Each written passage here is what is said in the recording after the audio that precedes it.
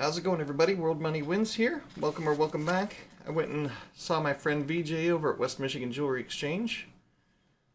This camera just doesn't want to focus today. I don't know what the deal is. And so, what did I get? He didn't have a lot in the way of vintage, or really hardly anything in the way of vintage. So I grabbed a couple $28 American Silver Eagles.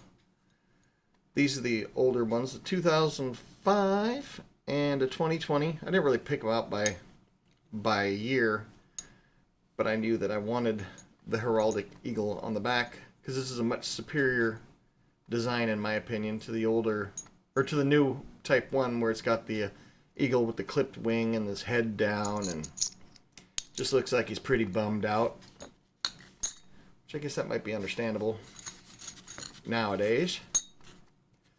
So I got 3 of those, 28 bucks a piece. And then I also got my next installment for the Fractional Gold Fiesta. I think West Michigan Jewelry Exchange will probably be where I end up getting all the 1 gram bars, because I haven't found anywhere cheaper. He's got like just a bucket full of 1 grammers, and it's like he's got a bag full of loose ones, and he's got carded ones, 5 grams, 1 gram, 10 gram. So he has them for less money than I could find online, so I figured I'd get it there. They've got an XRF machine, so even their secondhand stuff all gets verified, so I don't have to worry about, you know, there's Sigma machines you can buy. There's a cheaper one, the Sigma Metalytics verifier. There's one, I think it's about 1,100 bucks, and that one only tests the surface resistivity, but doesn't test the conductivity. Is that right? I don't know. Science words. It only does one of the 2 science words. The one I've got one that's the Sigma Pro. It's like 2,500 bucks, and that one blasts through the whole bar. I can have a thick bar and it'll still go through the whole thing. So I got this for my Fractional Gold Challenge. Whoops, let me knock the camera. Hope you guys didn't just pass out or have a seizure from that. So I've got December, I got all filled up here, and then January, last week I got the 1/10 ounce Aussie Nugget, and then today I got the Perth Mint 1 gram bar, 75 bucks. I can't find them for 75 bucks anywhere, so I think that's going to be the place I go. So definitely check out your local coin shops to see what deals they have. And I don't know how popular these are at coin shops, but I don't think people go in there looking for these very much. They're not, I mean, they're not a really good value. Pay a high premium, so like 75 times 31.1, whoops, 75 times 31.1 grams to an ounce. I can't do anything today. Times 31.1 equals $2,332 per troy ounce if you buy it in the 1 gram form.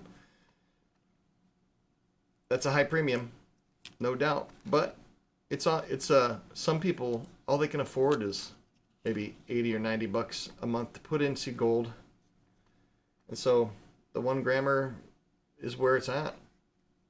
Better to put a little bit aside than, I mean, some people will say, oh, just save up to get a 1 ounce. And it's like, well, if you don't have any money, saving up $2,000 is not something that's easy to do.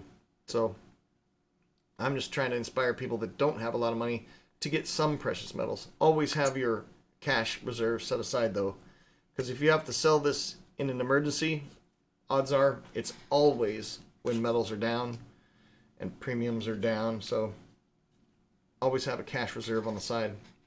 So last thing I got from them was this Bache bar. Hey, it's got a little thumbs up there. Boop. Hit the thumbs up on the video and subscribe if you haven't. If you like content about gold and silver and my perspective on it.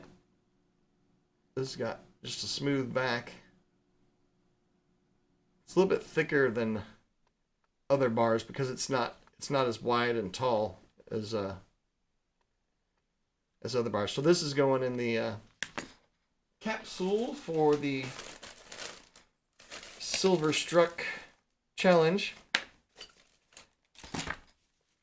And that is to fill up a guardhouse box. I don't know if I can get this thing centered or not. Have to do some surgery on this thing. And I don't know if this will even close very well on it. Good enough. Check that out. I'll have to look this thing up at the book. I've got this really cool book about vintage bars. So I'll see what the mintage was on this. I should have looked it up before I started the video. That would have been smarter. Anyway, so that's all I got. West Michigan Jewelry Exchange. I think it was all like 170 something bucks. So I got gold, silver, vintage.